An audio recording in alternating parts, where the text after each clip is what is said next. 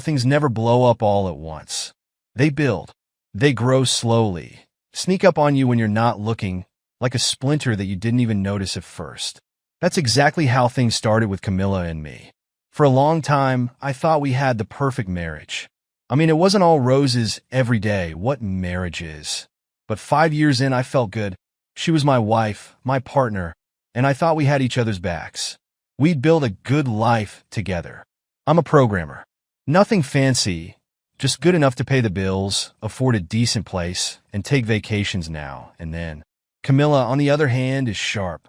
A lawyer. She's the type of person who can win an argument even if she knows she's wrong, just by sheer will. That's one of the things that used to attract me to her, how quick her mind is. But over time, that sharpness started to feel like a double-edged sword. I noticed it especially when she talked to me like I was a child, correcting me over small things, making jokes at my expense in front of others. It wasn't always bad. Sometimes it was playful, but other times it stung. And lately, the sting was becoming more frequent. We had a solid group of friends, about 10 of us, and we were always doing things together, trips, barbecues, late-night parties. There was this closeness that felt comforting. I never thought I'd have to second-guess any of them. There was Mike, the jokester who always had something outrageous to say, and Lisa, who'd talk your ear off about work. Chris liked to debate politics over drinks, and then there was Tessa, who, well, she was something else, smart, funny, beautiful. But back then, I didn't think much of her beyond friendship. I only had eyes for Camilla, or so I thought. Looking back now, I can see it clearly. The small things that didn't seem like much at the time. I noticed that Camilla's phone started buzzing more often, and she was always texting, more than usual. At first, I told myself I was just being paranoid. People text, right? It's normal. But there was one name that kept popping up, Mike. I told myself they were just friends. Mike was funny. Everyone liked him. But the way she lit up when she talked to him, it wasn't the same as when she talked to me. I tried to brush it off, but you know how your gut tells you something even when your brain says you're crazy? It was like that. I started catching little moments between them. A glance here, a joke there, stuff that, on the surface, looked innocent enough. But once you start noticing things, you can't unsee them. They were too comfortable with each other. I'd hear them laugh about adventures or inside jokes that I wasn't a part of. And Camilla, she looked at him with this glimmer in her eye, the same one she used to have for me when we first started dating. Things came to a head when we planned a weekend trip to celebrate our 5-year anniversary. All of us, our entire group, decided to book a resort together. It was supposed to be this perfect getaway, but honestly, I could feel the tension before we even left. Camilla seemed distracted. Every time I tried to talk to her about the trip or the anniversary, she'd smile that tight, fake smile like she was tolerating me. And there were times I'd catch her texting right in the middle of a conversation, always with that same smirk she saved for Mike's messages.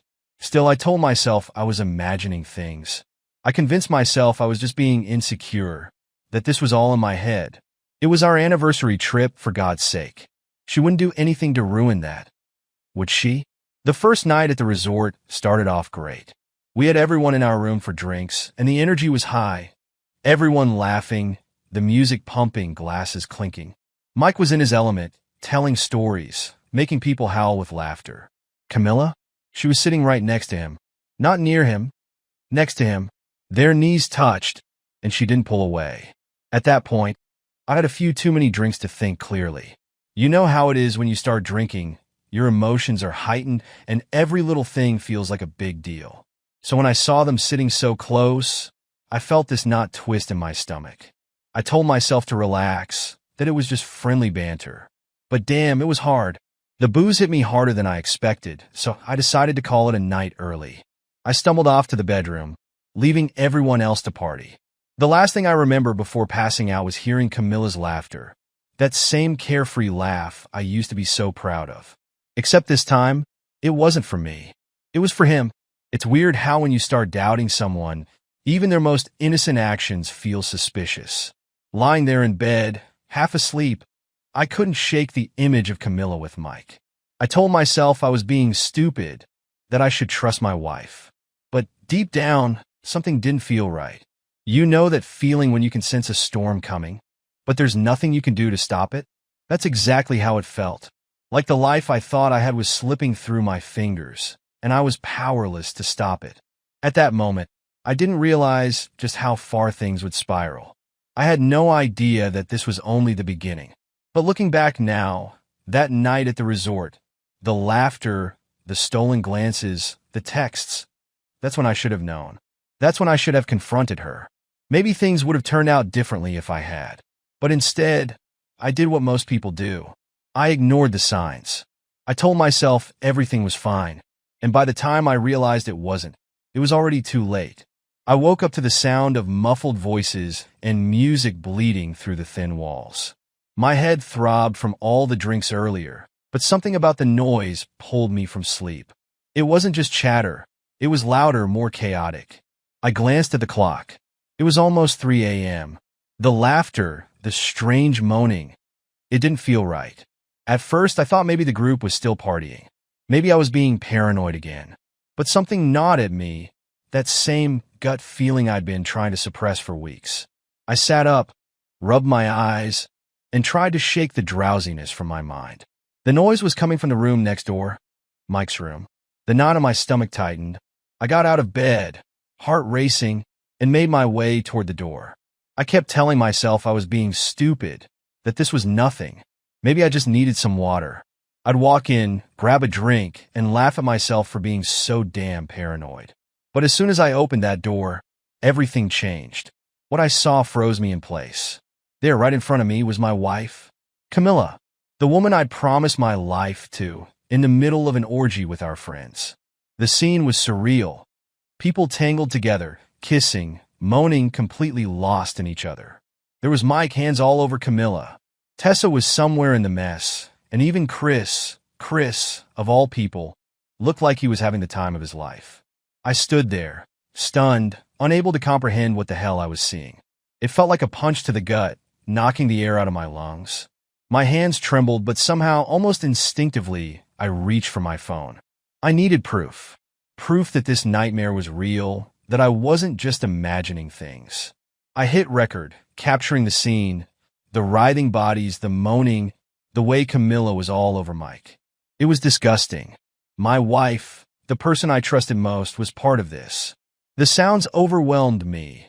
Laughter, groaning, music blaring from someone's phone. No one noticed me standing there, frozen like a ghost at the door. They were too wrapped up in their little game, too far gone to care that I was watching.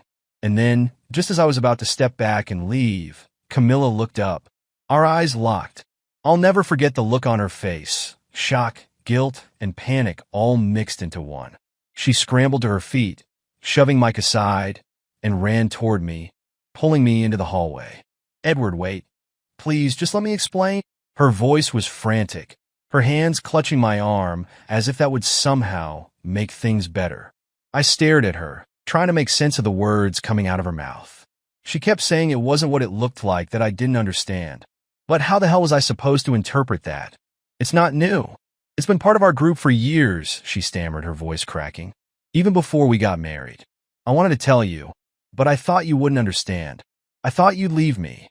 She had tears in her eyes now, big, glistening drops sliding down her cheeks.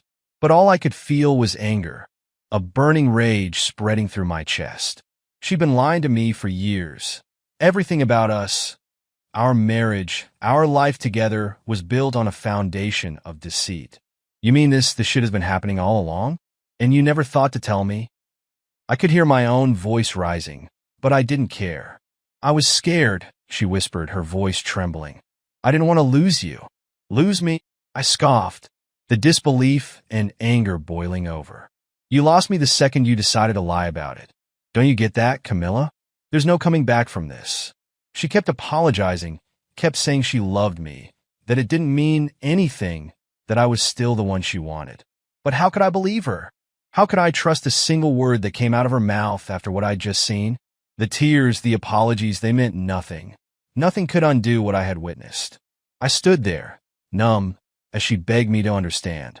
But all I could feel was the weight of betrayal, heavy and suffocating, pressing down on my chest.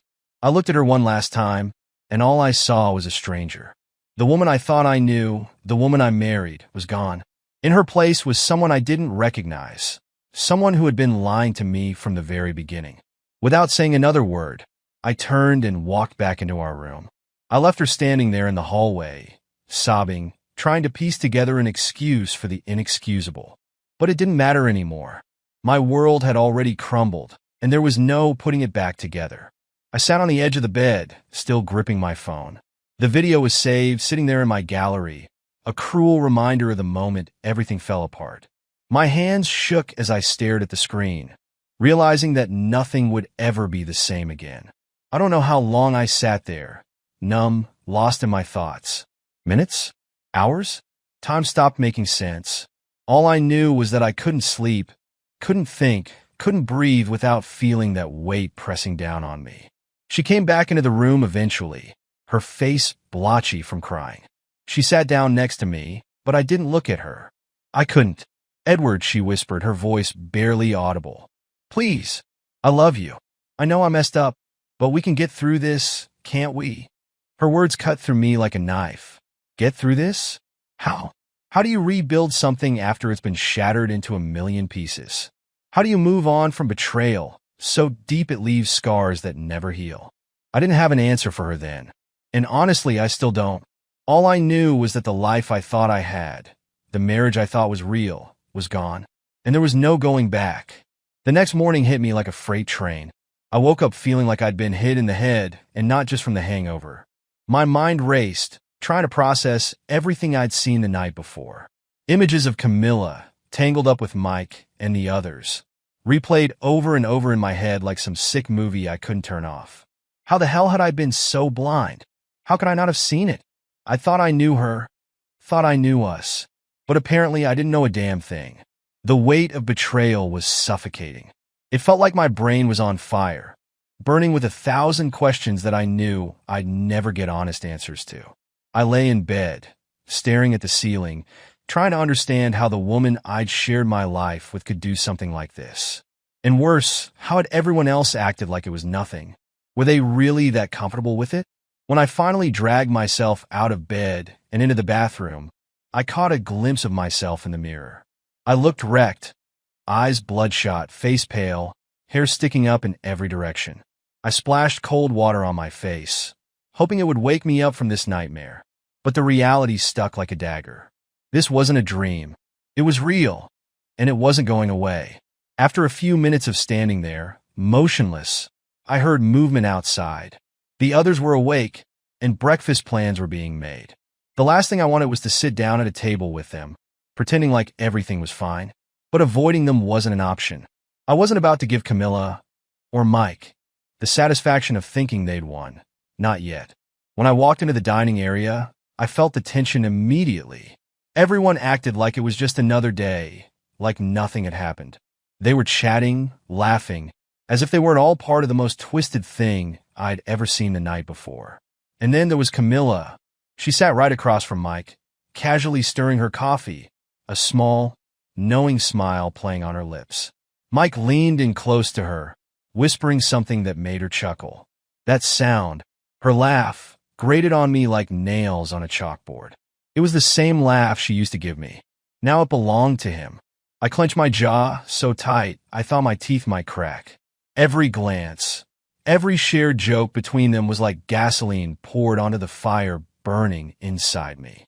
But I forced myself to stay calm, to sit there and play along, even though every muscle in my body screamed for me to flip the table and walk out. I tried asking a few of the others about what had happened, just to see if anyone would tell me the truth. But every time I brought it up, they dodged the conversation like pros. They'd laugh it off, make some vague excuse, or pretend not to hear me. It was like they were all in on this unspoken pact to never talk about it. Lisa was the only one who seemed to notice how off I was. She pulled me aside at one point, away from the others, and gave me this sympathetic look. "You okay, Edward?" she asked, her voice low enough that no one else could hear. "What do you think?" I snapped, but not at her, at everything. She sighed, crossing her arms. "Look, I know it's a lot to take in, but we've all been close for years. This is just how it's always been. Close." I repeated, the word tasting bitter in my mouth. So close that my wife and her friends screw each other behind my back? Lisa didn't flinch. If anything, she looked almost tired, like she'd had this conversation a dozen times before. I'm not saying it's right, Edward. I'm saying it's complicated. You just need to keep your eyes open. You don't want to end up on the losing side of this. Losing side? I hissed. This isn't a damn game, Lisa. She gave me a look. One of those long, knowing looks that say more than words ever could. I didn't know what she meant by it at the time, but I'd soon find out. Later, when I finally got Camilla alone, I asked her the one question that had been eating away at me all morning. Why? She looked at me, almost bored, like she'd been expecting it. It's not like I cheated on you, Edward. This is just part of us. Part of the group. Part of the group? I repeated, feeling like the words were poison. You think it's okay because it's part of the group? What the hell kind of logic is that? She rolled her eyes, and that little gesture nearly sent me over the edge. It's not a big deal. It's just sex. It doesn't change how I feel about you. Not a big deal? I could barely contain the rage bubbling up inside me. You call what I saw last night not a big deal? You lied to me, Camilla. For years. I didn't lie, she said calmly, as if we were discussing something as trivial as what to eat for dinner. I just didn't tell you. That was the moment it hit me, how deeply our relationship had changed. Or maybe it had never been what I thought it was. Maybe she'd always been like this, and I was just too blind to see it. Is it still happening? I asked, my voice cold and flat. She shrugged like it was the most natural thing in the world. Sometimes. Not all the time. It's just something we do.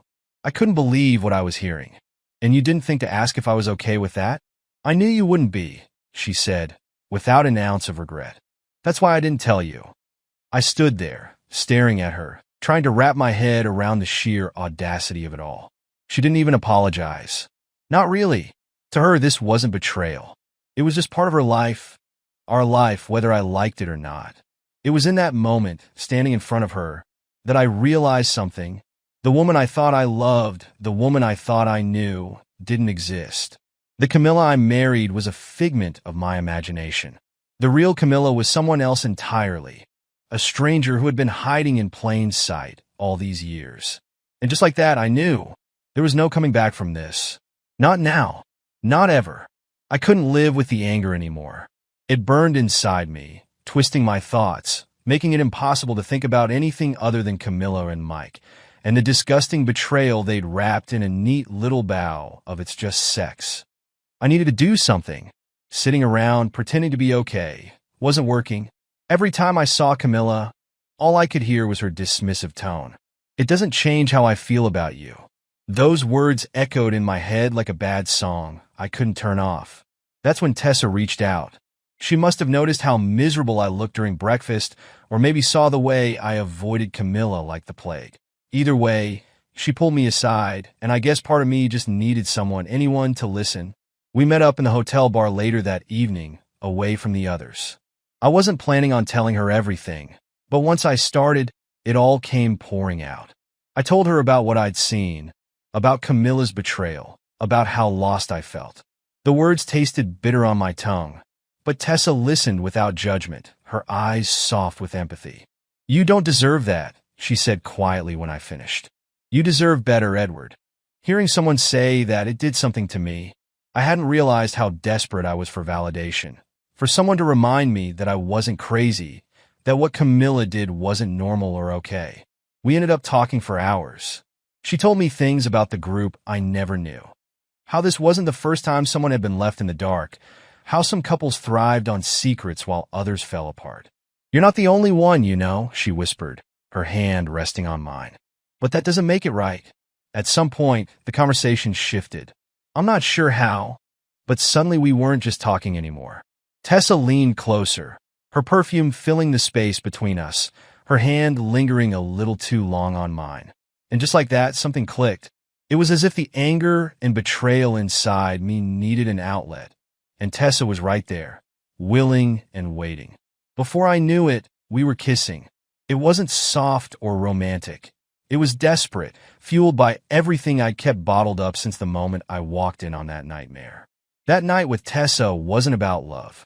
It was about escape. For the first time in weeks, I didn't feel like the world was crashing down on me. I wasn't thinking about Camilla or Mike or any of the bullshit they dragged me into. It was just me and Tessa, tangled together in a bed that didn't belong to Camilla, in a space where, for a few hours, nothing else mattered.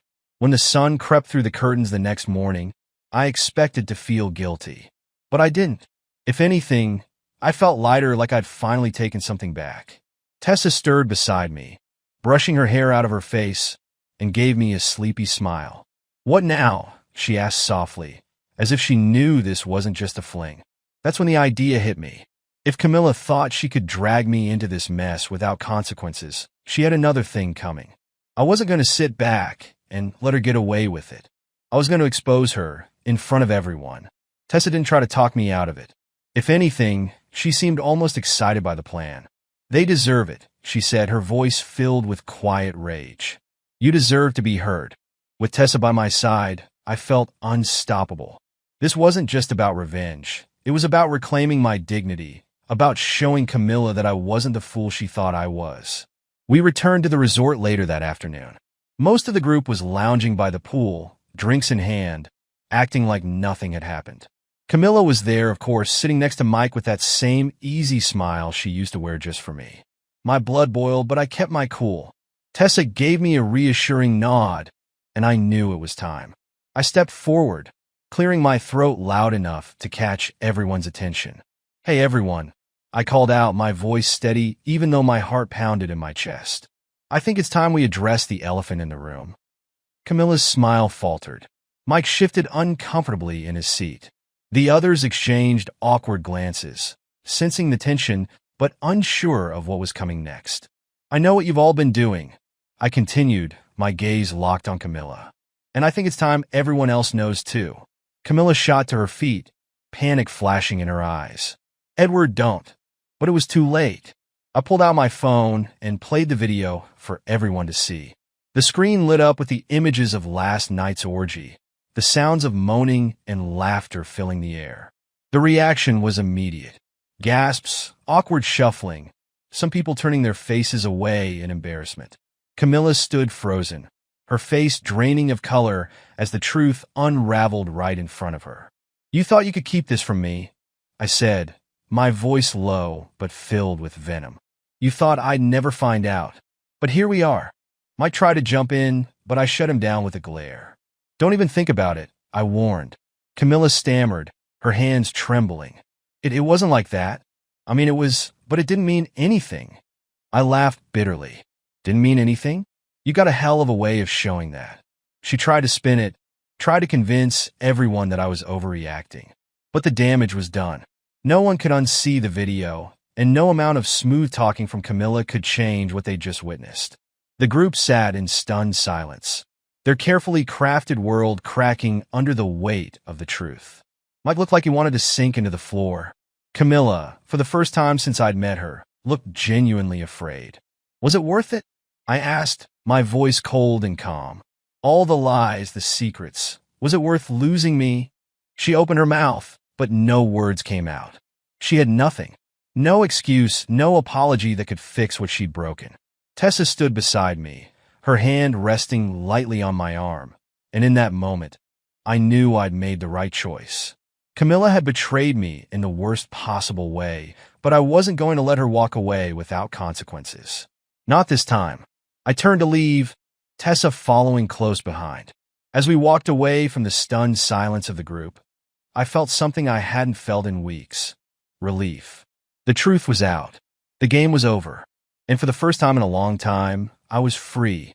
That night, I sat alone in the dim hotel room, my phone glowing in my hand. Camilla had tried one last time to smooth things over, standing there with that pitiful, fake remorse dripping from her voice. "It was just a temporary weakness," she had whispered, as if saying it out loud made it any better. "It didn't mean anything, Edward. We can work through this." Work through what, exactly? The years of lies? The way she betrayed me and tossed me aside like I didn't matter? I was done.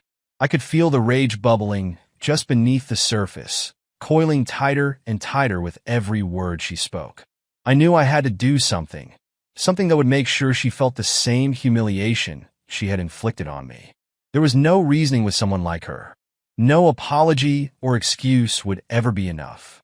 She had taken everything from me, my trust, my pride, and now I was going to take something from her. Her reputation. My hands shook as I unlocked my phone. The video was still there, waiting. The audio captured everything. The laughter, the moans, the way they had all been so comfortable, so at ease in their betrayal. I started editing, cutting out the parts that didn't matter, focusing on the most damning moments. The sound of Camilla's laughter with Mike, the unmistakable way they touched each other, the look in her eyes, like I was a ghost, already forgotten.